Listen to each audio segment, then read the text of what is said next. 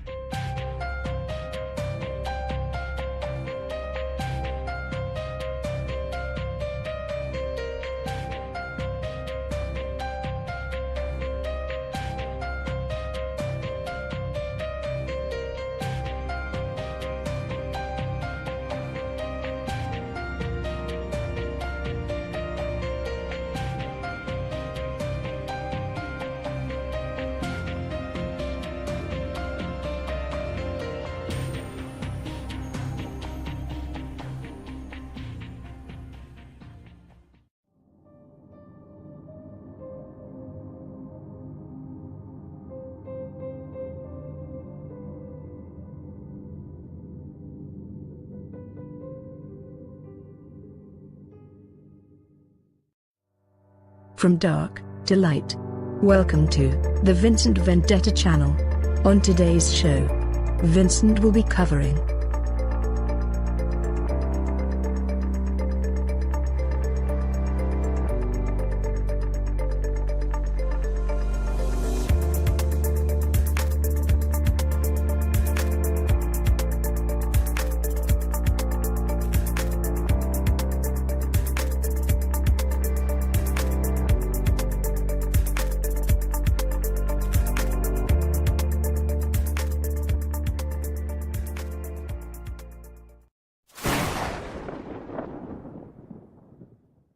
Welcome to the channel.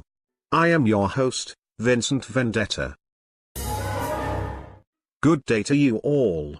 Well, I'm guessing you're here for some news. Ready?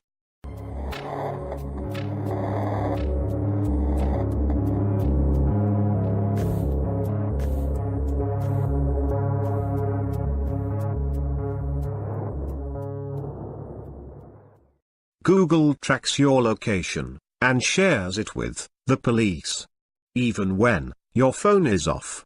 If you disable your GPS, deactivate your phone location tracking, or even turn off your phone, it is still possible for Google and the security, intelligence and police agencies to monitor your every move. Over the last 2 decades, mobile phone use has become an everyday part of life for the vast majority of the people in this world. Almost without question, consumers have chosen to carry these, ever so pervasive, increasingly smart devices with them, everywhere they go. That's despite surveillance revelations from various whistleblowers.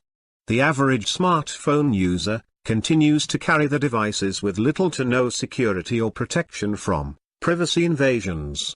People rarely ask the question how intelligence agencies or private corporations might be using their smartphone data. Law enforcement have been using a secret technique to figure out the location of Android users. The technique involves gathering detailed location data collected by Google from Android phones, iPhones and iPads that have Google Maps and other Google apps installed. The location data is stored inside a Google database known as Sensor Vault, which contains detailed location records of hundreds and millions of devices from around the world. The records contain location data going back to 2009. The data is collected whether or not the users are making calls or using any apps. The Electronic Frontier Foundation says, police are using a single warrant, sometimes known as a geofence warrant, to access location data from devices that are linked to individuals who have no connection to criminal activity and have not provided any reasonable suspicion of crime.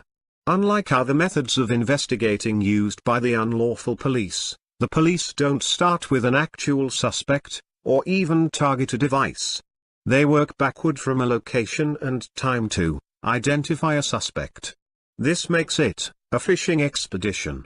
Searches like these, where the only information the police have is that a crime has occurred, are much more likely to implicate innocent people who just happen to be in the wrong place at the wrong time. Every device owner in the area during the time at issue becomes an automatic suspect, for no other reason than that they own a device that shares location information with Google.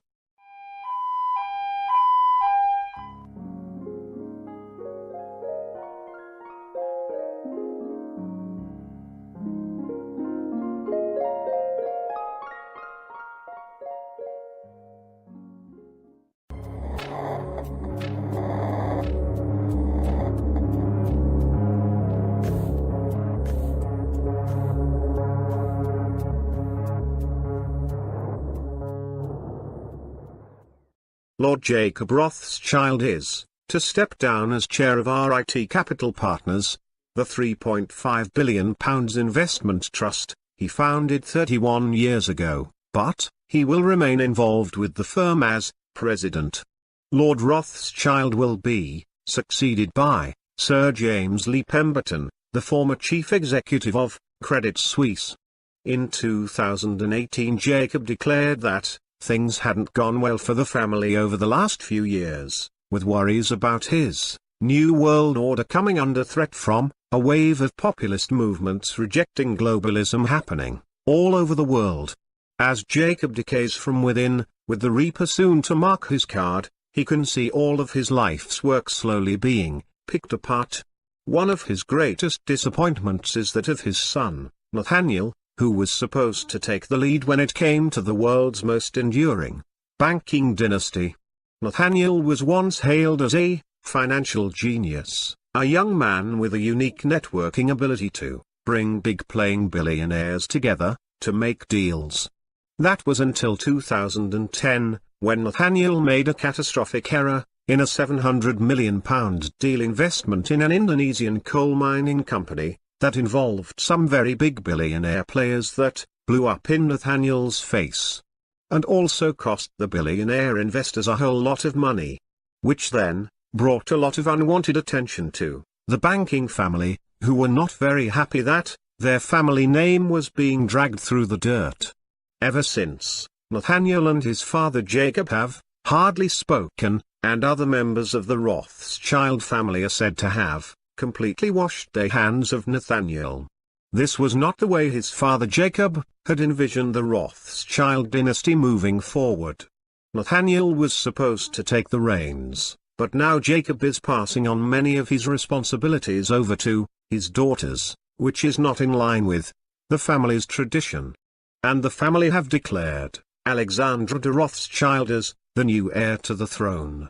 Also earlier this year, Jacob's wife passed away, so 2019 is not going well for Lord Jacob Rothschild, and it looks like things will only get worse from here.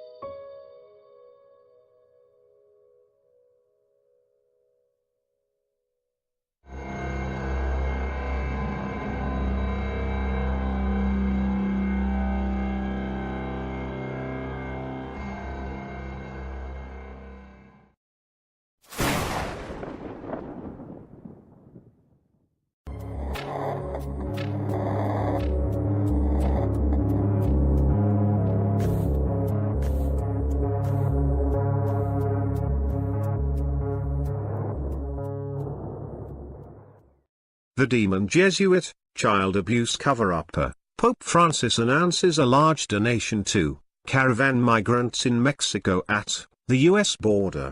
Pope Francis has furthered his open border, globalist political agenda by donating $500,000 to assist migrants whom have gathered at the U.S. southern border. The news comes as the media attention in America surrounding the border crisis wanes. This is likely due to the 2020 presidential elections now kicking into high gear. The demon-filled Vatican said funds will be distributed between 27 projects among 16 Mexican dioceses and congregations, all of which requested assistance to continue providing migrants with basic necessities like food, water and shelter. Peter Spence, which issued the funds, said, "Additional funds are necessary because media attention surrounding the crisis has decreased, resulting in a decrease of humanitarian aid." The group said in a statement. In recent months, thousands of migrants have arrived in Mexico, having traveled more than 4,000 kilometers on foot, and with makeshift vehicles from Honduras, El Salvador and Guatemala. Men and women, often with young children, flee poverty and violence, hoping for a better future in the U.S. However, the U.S. border remains closed to them. Yes, it does. Maybe that's because they are refusing to enter via legal points of entry? Just saying.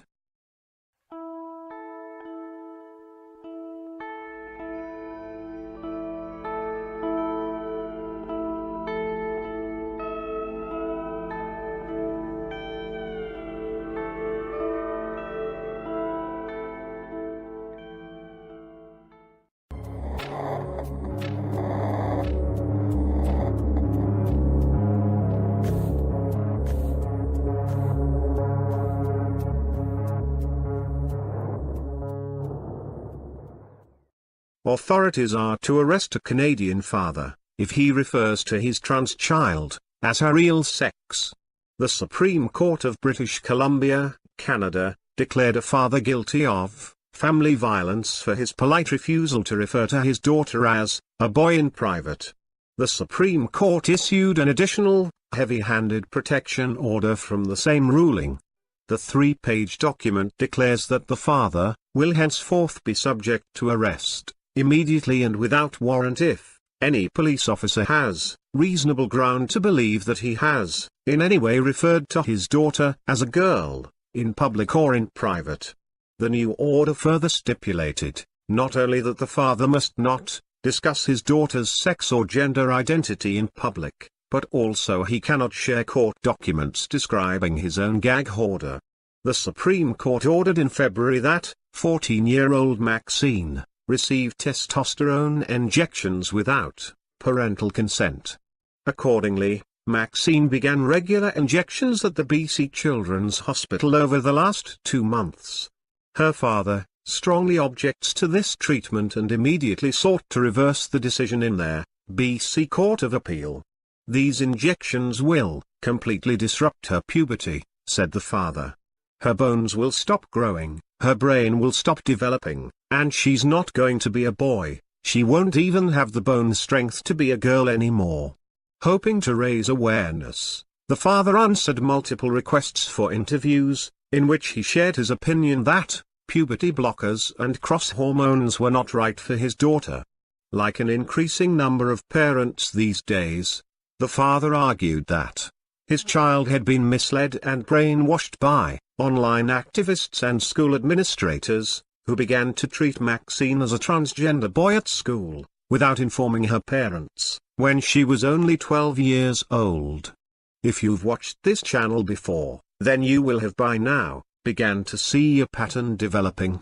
There is much evidence that suggests that certain political movements are indeed encouraging this transgender madness to not only become a trend but a firm policy on what their governments want for our children. Perversions and sickness. This needs to be stopped.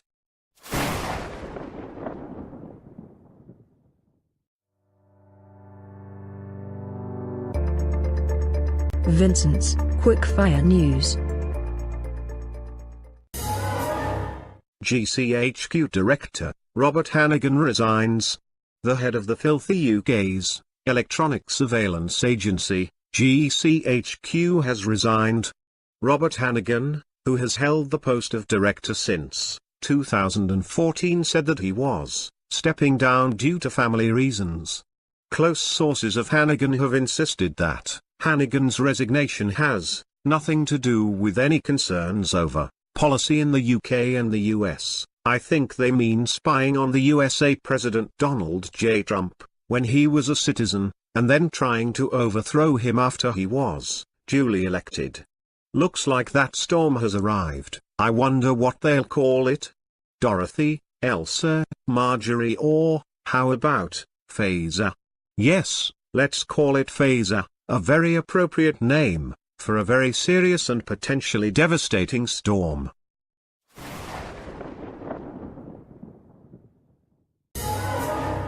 US deep state rat, Rod I'll Get My Coat Rosenstein has submitted his resignation on Monday to President Trump, to take effect on the 11th of May.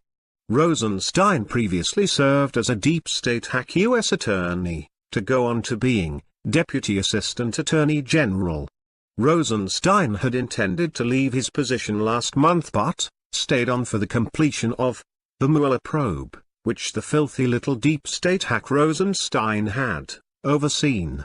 Somehow, I don't think Rod will get to enjoy his retirement, and I'm very sure that his reputation, if not already, will soon be in tatters. Another one down.